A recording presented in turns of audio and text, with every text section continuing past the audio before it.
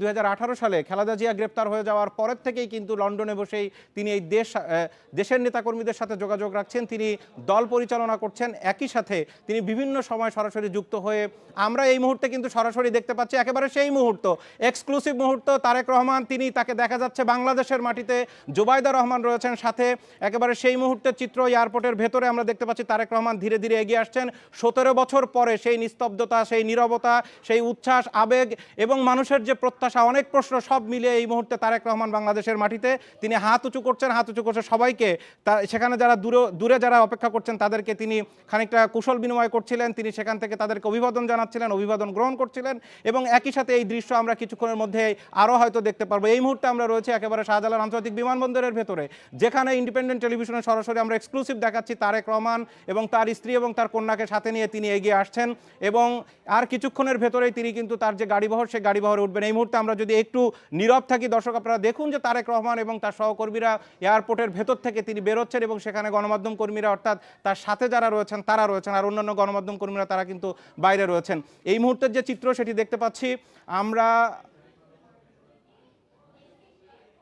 তারেক রহমান তিনি এয়ারপোর্টের পাশে যারা সেখানে এয়ারপোর্টের যারা নিরাপত্তা রক্ষায় রয়েছেন, অন্যান্য যারা রয়েছেন তাদের সবাইকে তিনি সালাম দিচ্ছেন, তিনি সেখানে তাদের প্রতি একরকম কৃতজ্ঞতা প্রকাশ করছেন। তিনি জানেন যে কতদিন পরে তার জন্য এখানে কত মানুষ অপেক্ষা করছে এবং তিনি যখন সিলেটে নেমেছিলেন, এই মুহূর্তে আমরা যে চিত্র দেখতে পাচ্ছি ঢাকা আন্তর্জাতিক বিমানবন্দরে তিনি নেমেছেন এবং তিনি সবার সাথে আমরা দেখলাম যে তিনি একজন নিরাপত্তা কর্মীর সাথে কিন্তু সেখানে তার সাথে কথা বলছিলেন অল্প একটু সময় এবং তিনি সেখানে অভিবাদন জানাচ্ছেন। তিনি সিলেটে নামার পরে তার যে ভেরিফাইড ফেসবুক পেজ, সেখানে আমরা দেখেছি যে সেই ফেসবুক পেজে তিনি একটি ছোট্ট স্ট্যাটাস দিয়েছিলেন যে অবশেষে বাংলাদেশের মাটিতে সিলেটে, অর্থাৎ এই দুটো লাইন তিনি দিয়েছিলেন। এই মুহূর্তে আমরা দেখতে পাচ্ছি মির্জা ফখরুল ইসলাম আলমগীরের সাথে তিনি কিন্তু কোলাকুলি করছেন। এই মুহূর্ত 17 বছর পরের মুহূর্তে মির্জা আব্বাসকে দেখতে পাচ্ছি তারেক রহমানের সাথে এই মুহূর্তে কোলাকুলি করছেন এবং আলিঙ্গন করছেন। এই মুহূর্তে স্থায়ী কমিটির আরেকজন সদস্য সালাউদ্দিন আহমেদ তিনি কিন্তু সরাসরি তারেক রহমানের সাথে এই মুহূর্তে আলিঙ্গন করলেন। আমরা একের পর এক বিএনপির অন্যান্য নেতাকর্মী যারা রয়েছেন তাদেরকে আমরা সেখানে দেখতে পাচ্ছি। এই মুহূর্তটার জন্যই আসলে এই যে নেতাকর্মীরা, সালাউদ্দিন আহমেদ কিছুক্ষণ আগে তিনি বলেছেন যে 55 বছরের ইতিহাসে এটি একটি স্মরণীয় ঘটনা হয়ে থাকবে। এই মুহূর্তে আমরা দেখতে পাচ্ছি গয়েশ্বরচন্দ্র রায় তিনি আলিঙ্গন করছেন তারেক রহমানের সাথে। এরপরে রয়েছেন মঈন খানের সাথে এই মুহূর্তে আমরা সেই দৃশ্য দেখতে পাচ্ছি। নজরুল ইসলাম খান রয়েছেন স্থায়ী কমিটির সদস্য এবং তারপরে আমরা দেখতে পাচ্ছি আমির খসরু মাহমুদ চৌধুরীকে আমরা দেখতে পাচ্ছি, তিনি সেখানে আছেন, অর্থাৎ ইকবাল হাসান মাহমুদ টুকুকে আমরা দেখতে পাচ্ছি, তিনিও রয়েছেন, অর্থাৎ স্থায়ী কমিটির সব সদস্যরা কিন্তু সেখানে গেছেন। কারণ এই মুহূর্তে খালেদা জিয়ার পরে এই মুহূর্তে যিনি গত বিশেষ করে 8 বছর ধরে দলের যে নেতৃত্ব দিয়েছেন, দূরের থেকে নেতৃত্ব দিয়েছেন, তিনি ভার্চুয়ালি যুক্ত হয়ে নেতৃত্ব দিয়েছেন, আজকে তিনি সরাসরি দেশের মাটিতে এসছেন। আমরা মেজর হাফিজকে দেখতে পাচ্ছি তিনি এই মুহূর্তে, এবং এরপরে রয়েছেন রুহুল কবির রিজভী, তিনি দীর্ঘদিন একটানা বিএনপির যে সাংগঠনিক কার্যক্রম, যে দলীয় কার্যালয়, সেটিকে একরকম তিনি পাহারা দিয়েছেন, তিনি সেই জায়গায় পরিচালনার দায়িত্বে ছিলেন, কঠিন দায়িত্ব পালন করেছেন কঠিন সময়ে। আজকে আমরা দেখতে পাচ্ছি যে এয়ারপোর্টে একেবারে বিএনপির স্থায়ী কমিটির সদস্য সহ তারেক রহমানের একেবারে ঘনিষ্ঠ যারা রয়েছেন দলের মধ্যে, তিনি যাদেরকে সবসময় নীতি নির্দেশনা দিয়ে থাকেন তারা সেখানে রয়েছেন। ধীরে ধীরে তারেক রহমান, তার স্ত্রী, তার কন্যা সহ তার সফরসঙ্গী যারা রয়েছেন তারা এগিয়ে আসছেন আস্তে আস্তে করে। ভিভিআইপি লাউঞ্জ ধরে কিছুক্ষণের মধ্যে হয়তো গেট থেকে বেরোবেন এবং বাইরে দর্শক এই মুহূর্তে এই যে দৃশ্য, এই দৃশ্যর জন্যই মূলত লাখো জনতা, লাখো নেতাকর্মী তারা সেখানে অপেক্ষা করছিলেন। আমরা সেই দৃশ্য কিন্তু সরাসরি এয়ারপোর্টের ভেতর থেকে সেই চিত্র আমরা দেখাচ্ছি। তারেক রহমান 2008 সালের 11ই সেপ্টেম্বর 17 বছর 3 মাস 11 দিন আগে এই এয়ারপোর্ট দিয়ে এই হুইল চেয়ারে করে তিনি লন্ডনে গিয়েছিলেন।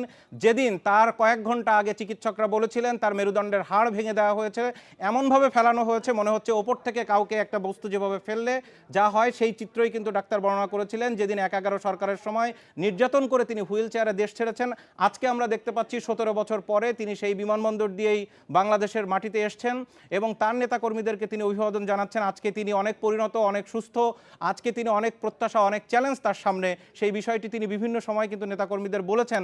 তার যেই ভাষণে আমরা সেই বিষয়টি দেখছি। আমরা এখন এই মুহূর্তে একেবারে এক্সক্লুসিভ মুহূর্তে এয়ারপোর্টের মধ্যে রয়েছি।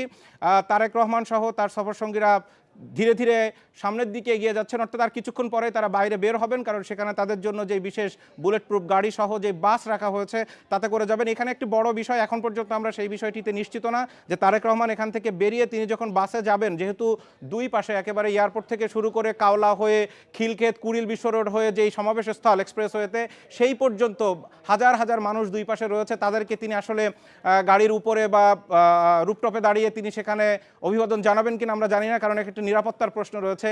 এই মুহূর্তে আমরা দেখতে পাচ্ছি তারেক রহমান তিনি সেখানে ভিভিআইপি লাউঞ্জে বসছেন এবং জাইমা রহমানের সাথে তার স্বজনরা কথা বলছেন। অর্থাৎ দীর্ঘদিন পরে এই যে পারিবারিক যেই দৃশ্য, এটি আমরা সবার ক্ষেত্রে, প্রতিটি পরিবারের ক্ষেত্রে আমরা দেখেছি দীর্ঘদিন পরে যখন সাক্ষাৎ হয়। এবং আজকে আরেকটি বিষয়, আমরা শুধু তারেক রহমানের কথা বলছিলাম, আমাদের সহকর্মীরা বলছিলেন যে জুবাইদা রহমান মাঝখানে তিনি দু একবার এসছেন, বিশেষ করে খালেদা জিয়ার অসুস্থ হওয়ার পরে তিনি এসেছিলেন এবং কিছুদিন আগে তিনি, এই কয়েকদিন আগে তিনি আবার লন্ডনে ফিরে যেয়ে আজকে পরিবারের সাথে একসাথে তারা এসছেন। কিন্তু জাইমা রহমান, তারেক রহমানের কন্যা ব্যারিস্টার জাইমা রহমান, তিনিও কিন্তু দীর্ঘদিন পরে